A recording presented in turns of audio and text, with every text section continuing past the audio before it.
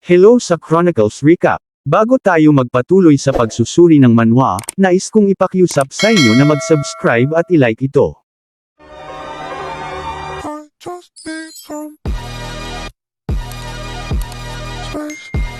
Sinabi ni Flora na siya ang nagdala sa pamilya niya sa masamang kalagayan. Biglang nagising si Flora, ayon pala ay isang masamang bangungot. Sinisisi ni Lady Flora ang sarili niya sa mga nangyaring gulo sa pamilya niya. Kinaumagahan sa palasyo ng pamilyang Lawrence, pinag-uusapan pa din nila ang patungkol sa paghihiwalay sa kasal nila Roman at Flora. Sinabi ng katulong, sinabi niya na pagkatapos ni Flora pumunta sa teritoryo ng Dimitri, si Flora ay palaging nalang nagkukulong sa kwarto niya. Narinig ng isang maid, sinabi niya na kaya nasira ang kasal ni Lady Flora dahil sa pagkakamali ni Flora. Sinabi nila kung magiging maganda ba ang sitwasyon nila, dahil narinig nila na makikipagdigmaan sila sa pamilyang Barco. Habang si Flora ay patuloy pa din iniisip ang pagkakamali niya sa loob ng kwarto niya. Inaakala ni Lady Flora na medyo matalino siya mag-isip. Sinabi ni Flora na kapag tapos siya sa isang mataas na level na kurso sa akademya na may magandang marka. Dahil doon nakita ni Flora ang tatay niya nakangiti sa sobrang saya,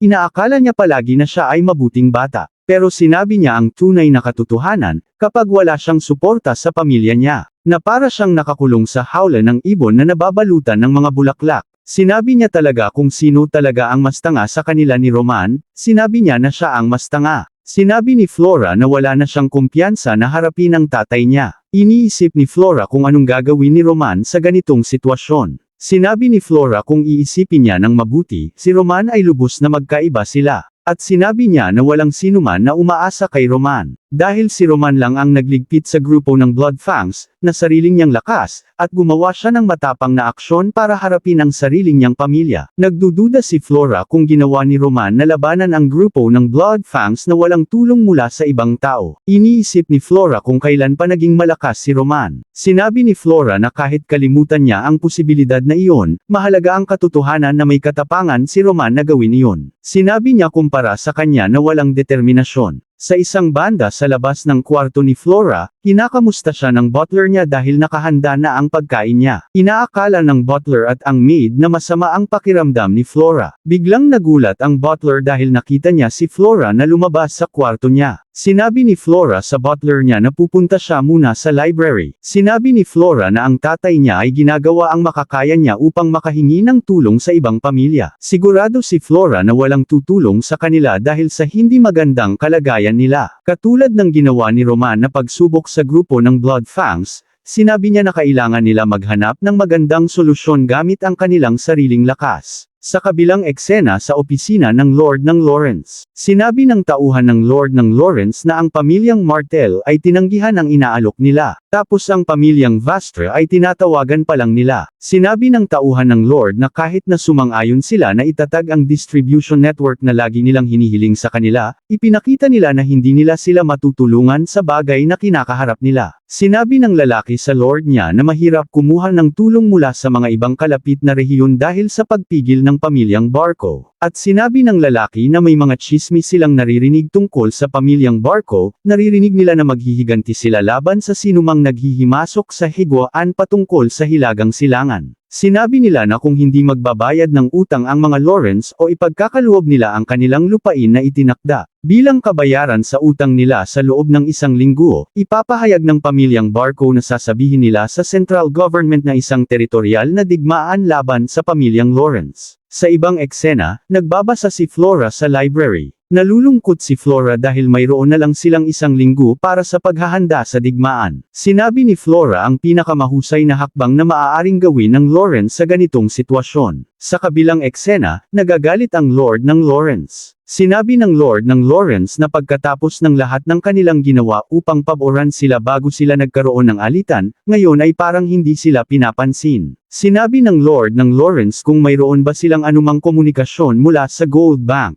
Sumang-ayon naman ang lalaki, sinabi sa kanila iimbestigahan nila ang usapin ng lupa bilang kabayaran sa utang, ngunit tila hindi nila matatapos ang imbestigasyon sa loob ng isang linggo. Sa tingin ng Gold Bank ay malaking halagang ininvest nila sa pamilyang Barco, pinaniniwalaan nila na mas ikakabuti nila na para sa kanila na suportahan na lang ang pamilyang Barco. Tinanong ng Lord ng Lawrence na pagkatapos nilang subukan ang lahat ng posibleng ibang paraan, Sinabi ng Lord ng Lawrence na wala na silang anumang solusyon. Sinabi ng isang opisyal ng Lawrence kung maaaring mas mabuti na lamang sumuko na lang sila. Sinabi ng opisyal na ang lahat ng tulong mula sa mga kalapit na rehiyon ay naipit dahil sa mga barko, at ang pagkakaiba sa kanilang mga sundalo ay maliwanag na hindi nila kaya talunin ang puwersa ng barko. Kaya naman naniniwala ang opisyal na ang pagpapatalo at pagbibigay sa kanila ng kanilang hinihingi ay magbibigay proteksyon sa kanilang mga inosenteng mga knight, pati na rin sa pagpapreserbo ng kahit na kaunting lupain na maaaring makuha nila,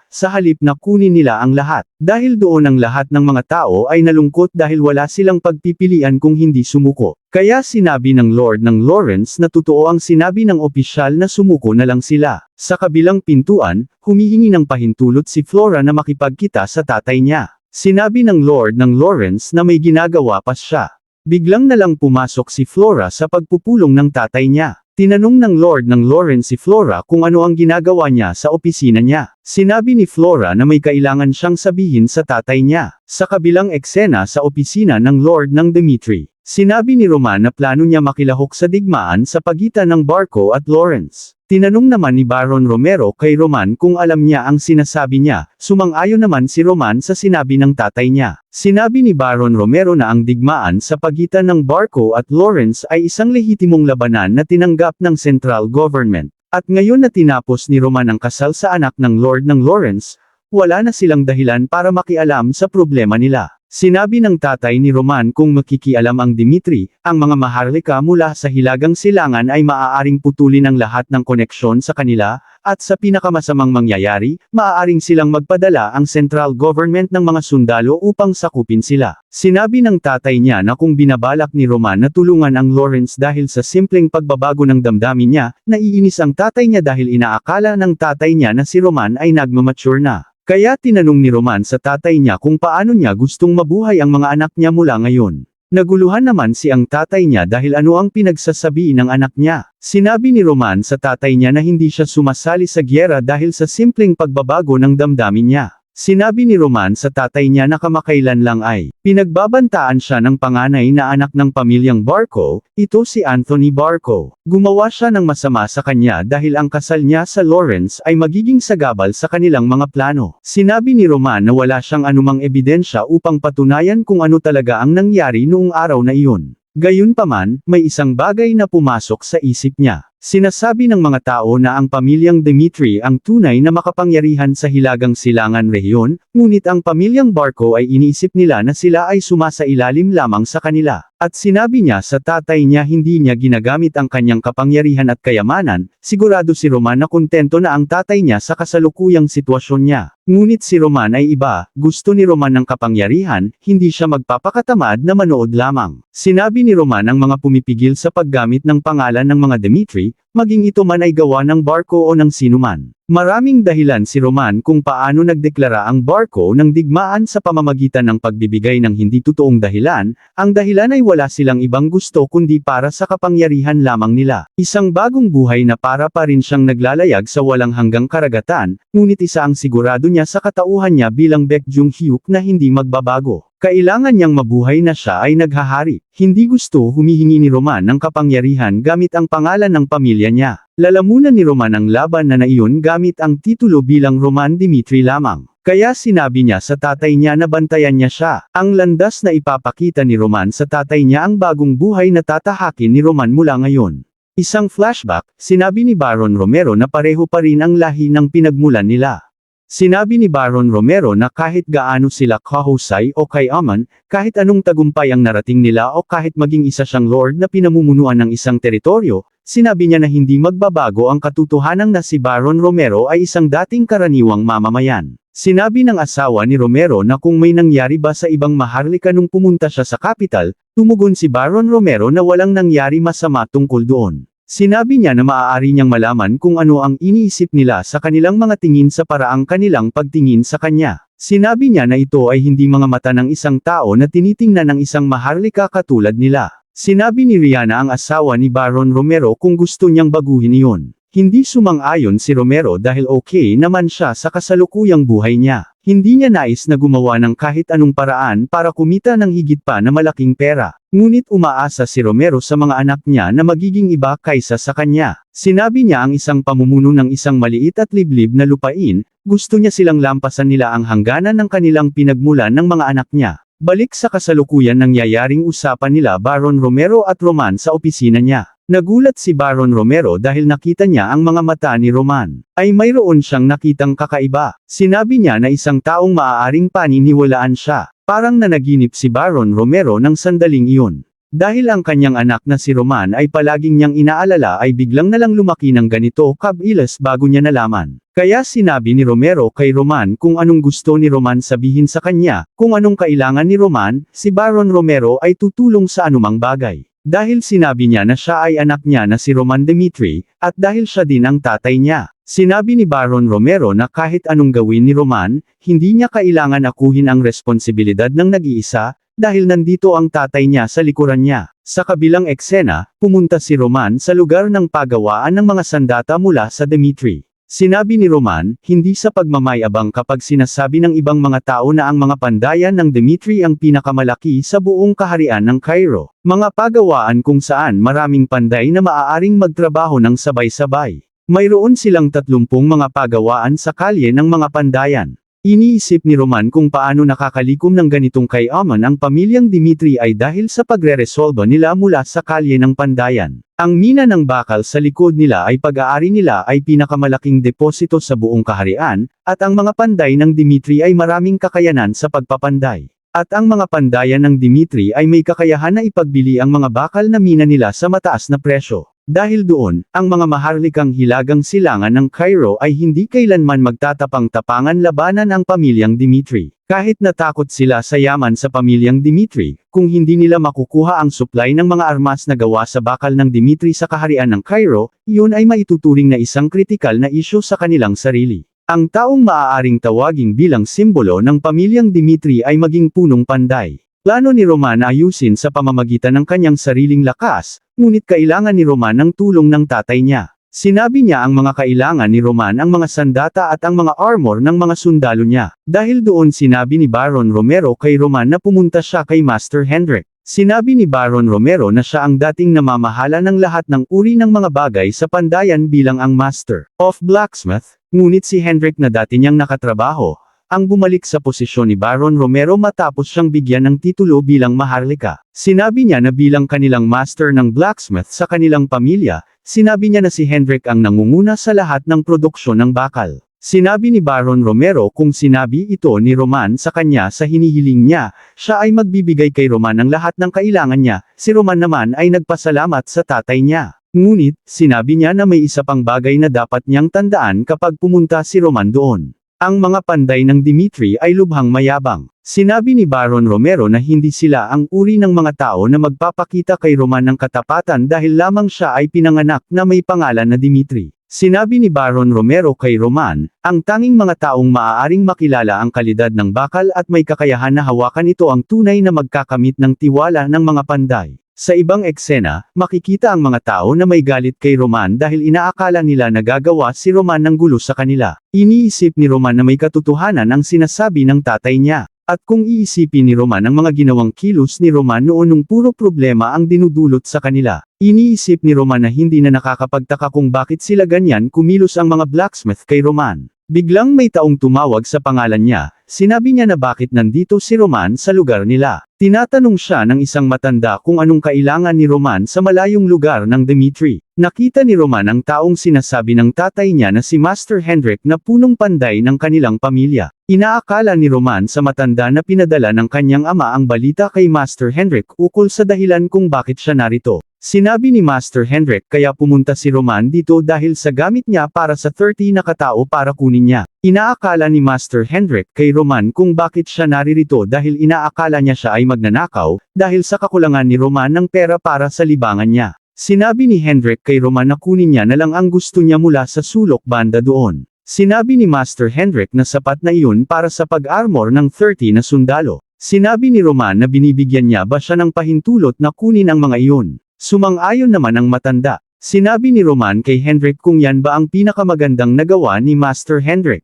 Dahil doon nagalit si Master Hendrik, sinabi niya kung hindi si Roman nasiyahan sa mga gawa niya, sinabi niya na umalis na lang siya rito. Sinabi ni Roman na masisira ang reputasyon ng pandayan ng pamilyang Dmitri bilang ang pinakamahalaga sa bansang Cairo. Sinabi ni Roman kay Hendrik kung pag-iisipan niya, kung pwede suotin ang mga kagamitan para sa mga sundalo niya. Kaya itatanong ni Roman ulit kay Master Hendrik, kung ayon ba talaga ang pinakamaganda niyang nagawa. Nagagalit si Hendrik kay Roman dahil ang pandayan ng Dmitri ay may kayamanan sa pagkakaroon ng pinakamataas na kalidad sa bansang Cairo. Ngunit sinabi niya kay Roman, na kailanman na si Roman ay hindi pinagpapawisan sa harapan ng mainit na pagawaan ng pandayan, kaya sinabi niya kay Roman kung sino siya para husgahan ang pandayan ng Dmitri. Sinabi niya kung hindi dahil sa hiling ni Baron Romero sa kanya, wala siyang sanang ibibigay kay Roman. At sinabi ni Master Hendrik ang kapatid ni Roman na si Rodwell ay magalang sa pangangalaga niya ng ilang taon upang balang araw siya ay magiging tagapagmana ng pamilya niya, pero si Roman ang panganay na walang kwenta na inuubos niya lang ang mga araw niya sa babaeng bayaran sa kalye. Pinaintindi ni Hendrik kay Roman ang ibig sabihin ng sinabi niya. Kumpara sa mga bagay sa sahig, si Roman Dmitri ay hindi talaga kaya maglinis ng basura. Sinabi ni Master Hendrik na si Roman ay isang lamang panganay na anak ng pamilyang Dmitri na hindi marunong gumawa ng kahit anong bagay.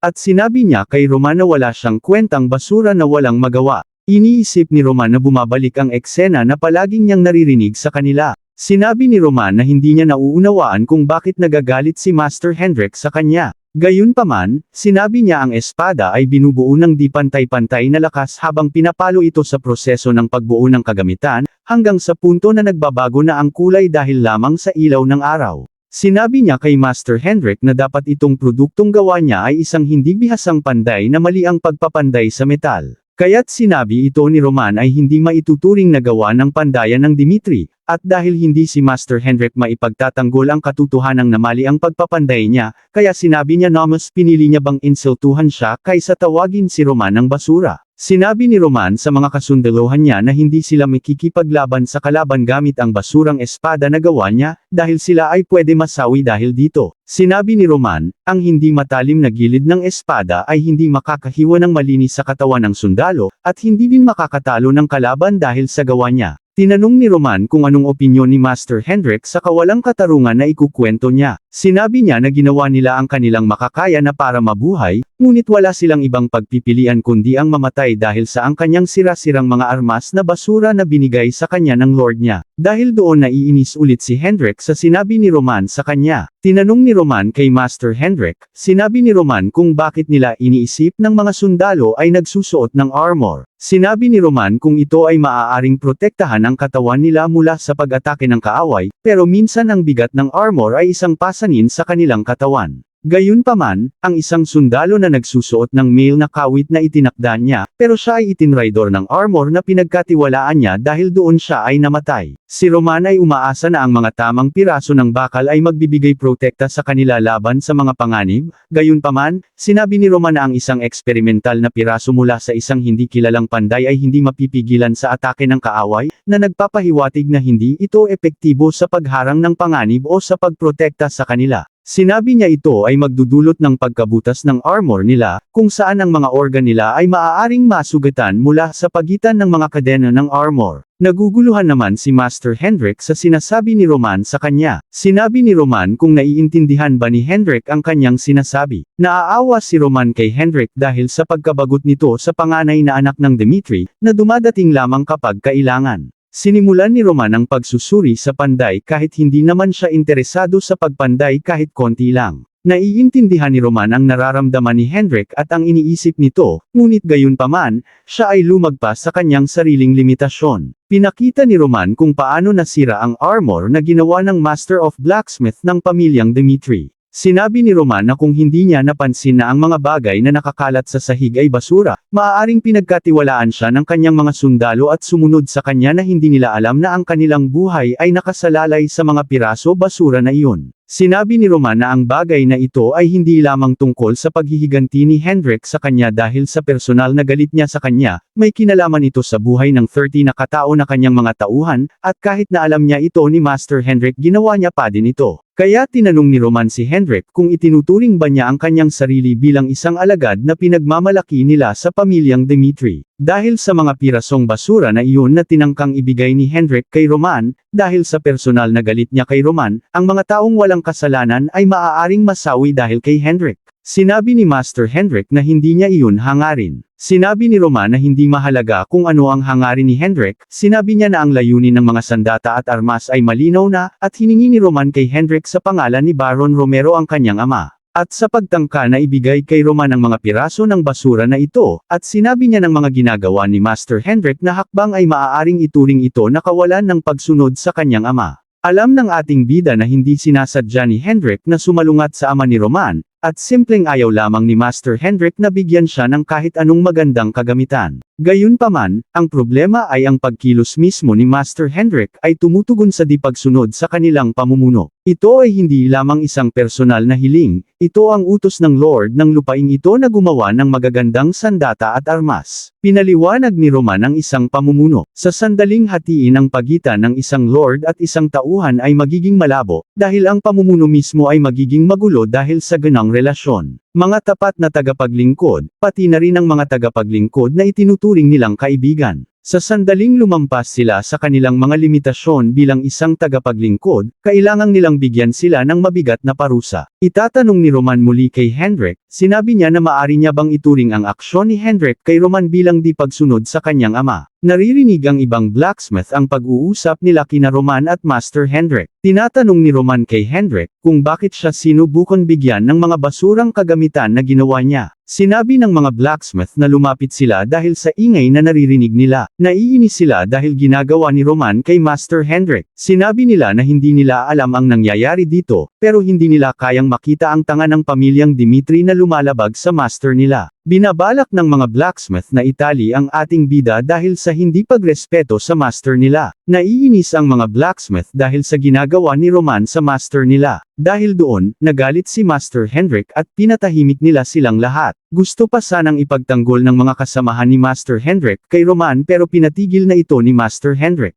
Humingi na lang si Master Hendrik ng paumanhin kay Roman sa mga nagawa niyang pagkakamali. Sa isang flashback, ang kabataan ni Hendrik, pinapagalitan siya ng master niya. Sinabi ng blacksmith kay Hendrik na paano siya magpapahinga ng ganoon kung hindi si Hendrik ginagawa ang mga iniutos niya sa kanya. Pinagsabihan siya ng master niya na maaga pa para kay Hendrik na gumawa ng sariling niyang espada. Sinabi ng blacksmith na itapon niya kaagad ang basurang ginawa niyang espada, at mas mabuti nang huwag niya nang isipin na bumalik sa pandayan kung balak niya gawin ulit iyon. Sa ibang eksena, nagagalit si Hendrik sa blacksmith. Nagrereklamo si Hendrik dahil hindi siya tinuturuan ng kahit ano ng master niya, akala ng blacksmith na siya na ang pinakamahusay na panday. Sinabi ni Hendrik kung kailan pa siya magiging isang panday, at dagdag niya pa na siya ay araw-araw na sinasaktan para sa pinakamaliit na mga bagay na nagawa niya kanina. Biglang may narinig si Hendrik, sinabi ng isang panday na hindi sila charity. Sinabi ng lalaki na alam niyang hindi ito sapat ang 1 gold coin para makabili ng maayos na espada. Ngunit sinabi ng lalaki na iyon lang ang meron siya, at dagdag niya pa na babayaran niya din ang utang niya kung ibebenta niya sa kanya ang espada sa maliit na presyo. Ang lalaki ay walang sapat na pera para makabili ng espada, pero meron lang siyang malusog na pangangatawan, kailangan lang niya ng espada para magkapera. Sinabi ng blacksmith makiusap na lang siya sa ibang tindahan. Nakikiusap ang lalaki sa panday dahil may pamilya siya na kailangan niyang suportahan.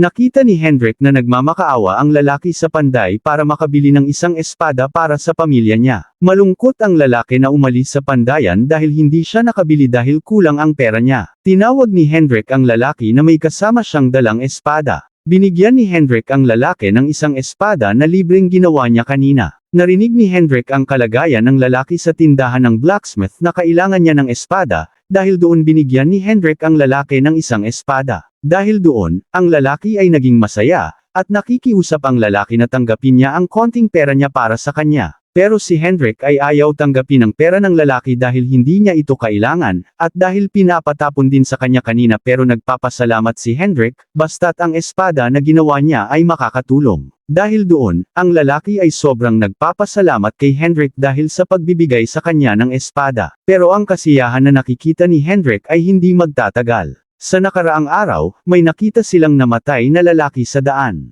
Ang nakita nilang lalaki na binigyan ni Hendrik ng espada, siya ay nasawi. Hindi kinaya ni Hendrik na makita ang mga pangyayari kaya't dali-dali siyang tumakbo palayo. Narinig ng mga tao tungkol sa lalaki habang nasa misyon siya, habang sinasamahan niya ang mga merchants. Naawa ang mga tao sa lalaki. Pinag-uusapan ng mga tao ang lalaki dahil kung hindi lang naputol ang espada ng lalaki habang nakikipaglaban sa mga bandido, sinasabi nila na maaari pa siyang mabuhay. Sinabi nila na ito ang dahilan kung bakit kailangan nila ng isang matibay na espada. Iniisip ng mga tao kung ano na ang mangyayari sa pamilyang naiwan ng lalaki. Iniisip ni Hendrik na wala siyang pinagkaiba sa mismong pagpaslang sa lalaki. Sa araw na iyon, sumumpa si Hendrik na hindi niya hahayaang maulit ang ganong pangyayari. Sinisi ni Hendrik ang kanyang sarili dahil sinubukan niyang ulitin ang trahedya na ginawa niya noon, dahil hindi niya lang gusto si Roman. Sinabi ng matanda na pagbabayaran niya ang mga pagkakamali niyang ginawa kanina. Tinanong ni Roman kung handa si Master Hendrik na pagsisihan ang kanyang pagkakamali kanina, pero si Roman ay ayaw niyang palakihin ang problema na ito. Pinuri ng ating bida si Master Hendrik dahil siya ay magaling na panday ng pamilyang Dimitri. Napagpasyahan ng ating bida kay Master Hendrik na pagkatiwalaan sa kanya ang paggawa ng kagamitan upang armasan ang kanyang 30 na sundalo. Nais ni Roman na kalimutan ang pagkakamali nila pareho noon. Ang hangad lamang ng ating bida ay espada at armor na magliligtas sa buhay ng kanyang mga sundalo. Iniisip ni Master Hendrik na pagkatapos ng lahat ng ginawa niya para sa ating bida upang parusahan siya, binigyan pa siya ng isang pagkakataon. Naririnig ni Master Hendrik ang mga tsismis na tunay ngang nagbago na si Roman. Hindi niya inaasahang ng matanda na magbabago ng ganito ang isang tao katulad ng ating bida. Nakikita ni Hendrik na hindi na siya ang dating Roman na sakit sa ulo nila. Muling sinabi ni Master Hendrik sa ating bida na lubos siyang humihingi ng paumanhin sa bagay na nagawa niya. Sumusumpa si Hendrik na hindi na mauulit ang nangyari kanina. Bilang formal ng paumanhin, ang mga sandata at armor para sa mga sundalo ng ating bida ay gagawin niyang maayos na pinakamataas na kalidad ng bakal na ipinagmamalaki nila dito sa teritoryo ng Dimitri. Dahil doon, lahat ng mga blacksmith pinaghanda ni Master Hendrik, pinabalik sila sa kanilang mga pwesto para magsimula na sila agad. Sa ibang eksena, masusing nagtatrabaho ang mga panday upang mapaganda nila ang kagamitan ng mga tauhan ni Roman. Sinabi ng blacksmith kay Roman na ninakaw ni Roman ang gawa ni Master Hendrik na espada. Inaakala ng panday na nakalimutan ng ating bida ang mga pangyayaring iyon dahil lasing si Roman sa mga oras na iyon. 3 taon na ang nakalipas nang si Roman ay nangangailangan ng pera ng husto. Matapos putulin ng tatay niya ang allowance niya, pumasok si Roman sa pandayan nila, at ninakaw ang espada ni Master Hendrik at ibinenta ito sa isang mangangalakal sa kalye ng napakababa. Ang espada na ninakaw ni Roman noon ay obra maestra ni Master Hendrik. Isang obra maestra na ginawa ni Master Hendrik na nagtagal ng 6 na buwan lamang upang idisenyo ito. Pagkatapos ay kumuha pa siya ng 3 buwan upang tapusin ito nang hindi kailanman lumalabas ng pandayan. At para sa isang bagay na ginawa ni Roman noon, ibinebenta lang ni Roman sa isang mangangalakal sa kalye ng napakababa. Nadismaya ang panday sa ating bida dahil kailanman hindi maiintindihan ni Roman ang ginawa ng master nila, na pinaghirapan ng kanyang sariling kamay at pagkatapos ito ay binenta lang ng ating bida sa maliit na halaga. Sa ibang eksena, lumabas muna si Roman pero tinawag siya ni Master Hendrik. Hindi pa lubos na pinapatawad ni Hendrik ang pagkakamali ng ating bida noon. Tinanggap niya ang hiling ng ating bida dahil siya ay nagkamali, ngunit hindi niya pa rin matanggap ang pagiging lubusang pabaya ng panganay na anak ng pamilyang Dimitri sa mga gawain sa pandayan. Pinaalala ni Hendrik kay Roman, ang pundasyon ng pamilyang Dimitri ay dapat nakatuon sa pagiging blacksmith. Kung sakaling mangyari na gumawa si Roman ng isang kahoy na espada gamit ang kanyang sariling mga kamay, baka masukat ni Master Hendrik ang pagkatao ni Roman ay iba. Tingin ng ating bida na hindi siya magtatagal dito dahil siya ay aalis na. Sinabi niya na babalik din siya kapag tapos na siya sa mga gagawin niya. Sa ibang eksena, pumunta si Roman sa workshop na pinagtatrabahuhan ni Baron Romero noon. Isang workshop kung saan ang ating bida na nag-e-ensayo ng mag-isa dati. Ito ay malinis na naayos tulad ng kanyang iniutos. Lahat ng mga kagamitan ay nandito. Sinabi niya kailangan niya na magsimula, nagsindi si Roman ng apoy. Noong siya ay nasa Murim, ang ating bida 18 taong gulang siya nang magpasya siyang bumuo ng kanyang sariling espada. Noong panahong hindi pa nakakapagdesisyon kung sino ang magiging tagapagmana ng Demon Cult, madalas mag-away ang mga magkakapatid ni Baek Jung-hyuk, at kailangan niya matulog na binabantayan ang kanyang sarili dahil patuloy ang pag-atake sa kanya ng 11 na kapatid niya. Si Baek Jung-hyuk ay hinahabol habang sinusubukan siyang paslangin. Sa malapitan na laban, nasira ang kanyang pinakamamahal na espada, dahil hindi nito kinaya ang mga ginawang pag-atake ni Baek Jung-hyuk. Umatake ang kalaban ni Baek Jung-hyuk, papunta sa kanya. Sa sandaling nasira ang espada niya, sa pagkatapos niya harapin ang kanyang kapatid gamit ang napinsalang espada niya, at nakatakas sa harap ng kamatayan, iniisip niya sa kanyang sarili na kailangan niya ng isang espada na hindi kailanman masisira sa mga laban. Kailangan niya ng isang espada na ginawa lamang para sa kanya. Pagkatapos noon hindi katulad ng kanyang mga kapatid, bumisita siya sa mga panday at natuto kung paano bumuo ng espada mula sa kanila, at palaging bago ang isang mahalagang ang laban niya, siya ay bumubuo ng isang espada na perpekto para sa kanya sa kasalukuyang sarili niya. At pagkatapos ng 100,000 laban, patuloy na nagbago ang kanyang espada sa pagdaan ng panahon, at ang 39 na espada na ginawa niya ay sumikat bilang ang Heavenly Demon Sword, isang treasure na hindi maaring bilhin. Ang ating bida ay nagsimula na gumawa ng bagong espada para sa paghahanda sa digmaan.